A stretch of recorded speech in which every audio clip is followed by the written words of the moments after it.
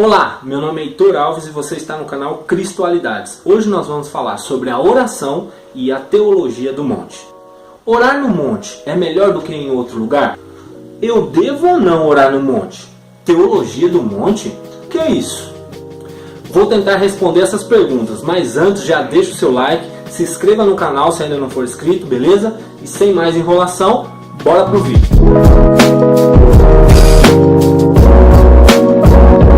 A história do judaísmo e posteriormente do cristianismo está diretamente ligada aos montes. Entre eles, o Ararat, aonde a Arca de Noé para após o dilúvio, o Abarim, Gilboa, Bazã, o Nebo, o Ebal, o Líbano, o Pisga, o Seir, o Sião, o Moriá, que é o monte onde Abraão vai oferecer Isaac ali em sacrifício a Deus, o Monte Horebe, também chamado de Sinai na Bíblia, embora o Monte Horebe seja uma cordilheira e o Monte Sinai seja uma montanha. É nessa montanha onde Deus vai também entregar a Moisés o decálogo, os 10 mandamentos. O Monte Carmelo, onde Elias vai enfrentar os profetas de Baal. O Monte Gerizim, que é o lugar onde Jesus vai se encontrar com a mulher samaritana ali junto à fonte de Jacó. O Monte Tabor, onde Jesus vai se transfigurar diante de Pedro, Tiago e de João. Mateus 5, do 1 ao 11, diz: Vendo as multidões, Jesus subiu ao monte e se assentou. Seus discípulos aproximaram-se dele, e ele começou a ensiná-los, dizendo: Bem-aventurados os pobres de espírito, pois deles é o reino dos céus. Bem-aventurados os que choram, pois serão consolados. Bem-aventurados os humildes, pois eles receberão a terra por herança. Bem-aventurados os que têm fome e sede de justiça, pois serão satisfeitos. Bem-aventurados os misericordiosos, pois obterão misericórdia. Bem-aventurados os puros de coração, pois verão a Deus. Bem-aventurados os pacificadores, pois serão chamados filhos de Deus. Bem-aventurados os perseguidos por causa da justiça, pois eles é o reino dos céus. Bem-aventurados serão vocês quando por minha causa os insultarem, perseguirem e levantarem todo tipo de calúnia contra vocês. E o Monte das Oliveiras, onde Jesus se despediu de seus discípulos e foi para o céu. Como podemos ver, geograficamente os montes têm uma grande importância. Encontros que mudariam não só a maneira do homem se relacionar com o divino, como também com a sociedade e consigo mesmo. Daí a ideia de teologia do monte ou dos montes. Agora, passemos à oração nos montes. Jesus tinha o hábito de orar no monte.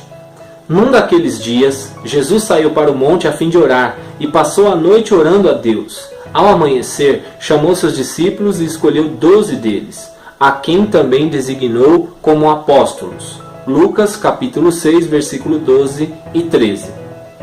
Como de costume, Jesus foi para o Monte das Oliveiras e os seus discípulos o seguiram. Lucas 22, 39. Sabemos que Jesus orava constantemente e que esses momentos de oração se davam em sua maioria em locais elevados, nos montes. Sabemos também que outros homens tiveram experiências fantásticas de oração nos montes, como o caso de Elias, por exemplo. Também é de nosso conhecimento que Jesus sempre foi à frente, sempre deu o exemplo para os homens. No ato do batismo no Rio Jordão, Jesus não tinha necessidade de se batizar porque ele não tinha pecado. Mesmo assim, fez isso para nos direcionar ao batismo, amando os outros seres humanos.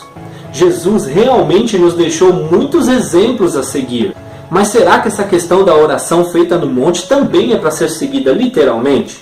Primeiro, precisamos entender que Jesus orava nos montes por ser um local afastado, onde ele poderia ter privacidade para falar com o Pai. Segundo, que Jesus nos ensinou a orar no quarto. Se for para ser literal, é no quarto que é o lugar da oração.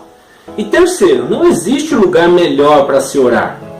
Todo lugar é lugar para orar. Hoje em dia, criamos a ideia de que no monte as orações são mais fortes, de que existe algo sobrenatural que acontece apenas nos montes, que a pessoa precisa se preparar para subir no monte para orar.